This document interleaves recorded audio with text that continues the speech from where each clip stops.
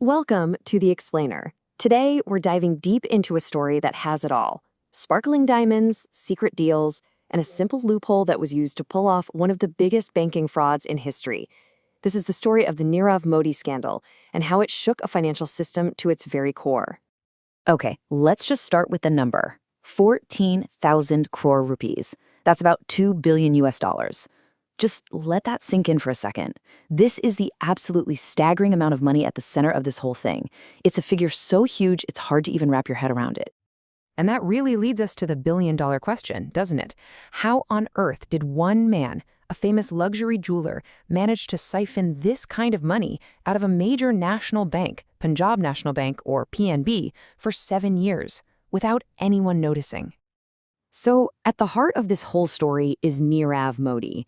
You've probably heard the name. He was a high-flying luxury diamond merchant. His brand was everywhere, endorsed by A-list celebrities with fancy stores in the most glamorous cities on the planet. But, behind all that glitz and glamour, something much, much darker was going on. So, how did he pull it off? This wasn't your typical bank heist with getaway cars. No, this was a quiet, almost invisible fraud built on a pretty standard financial tool and one absolutely critical system vulnerability. Let's break down exactly how this whole machine worked. It all hinged on this one thing: the letter of undertaking, or LOU. Now, what is that? Well, it's basically a promise. It's one bank giving another bank a guarantee, saying, hey, don't worry, if our client doesn't pay you back, we will. It's supposed to be a safe way to help businesses trade internationally. This quote on the screen just nails it. An LOU is like a blank check with a bank's name on it. And that's exactly what Nirav Modi got his hands on. He had a corrupt insider at the bank writing him these incredibly powerful guarantees, again and again, without him ever having to put up any collateral. It was a license to print money. Of course, he wasn't working alone. There were a few key players in this whole drama. You had Nirav Modi, the mastermind. Then there was his uncle, Mehul Choksi, who was also a key accomplice. And then the linchpin, Gokulnath Shetty, a deputy manager at PNB who was the man on the inside making it all happen. And this right here really shows you the difference between legitimate business and outright fraud. Look at the left. The normal process requires 100% collateral, everything is recorded in the bank's main system, and there are tons of checks. Now look at the right, the Modi method. Absolutely no collateral, fraudulent documents, and, crucially, it all bypassed the bank's main software. It's like it never even happened. So here's the con in 4 simple steps. Step 1, the corrupt PNB official issues a completely fake LOU. Step 2, he sends that LOU to other banks overseas using a global messaging network. Step 3, those overseas banks see the PNB guarantee and, trusting it completely, loan millions to Modi's companies. And step 4, the killer move, the whole thing is kept off PNB's official records. This was the billion-dollar loophole. It all came down to a disconnect between two systems. The bank was using the global SWIFT network to send these guarantees to other banks. But that SWIFT system wasn't linked to its own internal software, the core banking system. This created a secret back channel. An insider could send out official, binding guarantees that were completely invisible to his own bank. For 7 years, this digital black hole just kept getting bigger.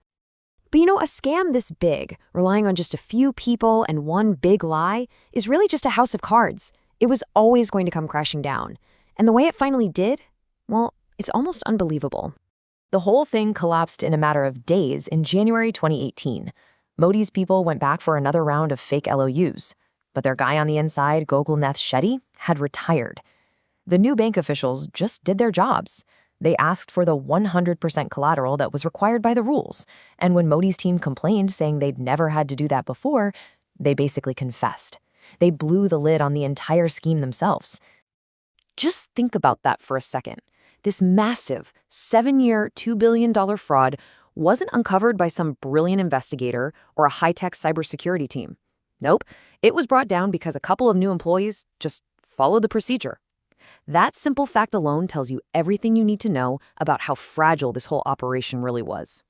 By the time PNB finally realized what was happening and called the authorities, it was too late. Modi and his uncle had already fled the country. What came next was a massive international manhunt and shockwaves that are still being felt in the financial world today. So the main players became international fugitives. Nirav Modi was eventually found and arrested in London in 2019. His uncle, Mehul Choksi, took refuge in Antigua. To this day, both of them are still fighting long, complicated legal battles to avoid being extradited back to India to stand trial. Now, while the legal drama continues, authorities in India have been working to get some of that money back. The Enforcement Directorate has managed to seize all sorts of assets, property, cars, jewelry, worth around 1,400 crore rupees. Look, it's just a fraction of the total amount stolen, but it's still a pretty significant recovery. So what's the real legacy here? Well, this whole scandal was a massive wake-up call. It exposed just how big the gaps were in the Indian banking system. It forced major, urgent reforms in how banks use the SWIFT network. But maybe the biggest damage was to public trust. It really shook people's faith in the very banks that are supposed to protect their money. And that leaves us with one final and kind of unsettling thought. The specific loophole that Nirav Modi used, it's been patched. The banks fixed it. But criminals are always evolving, always looking for the next weak spot. So it really makes you wonder, doesn't it? What new loopholes are out there right now, just waiting for the next mastermind to find them?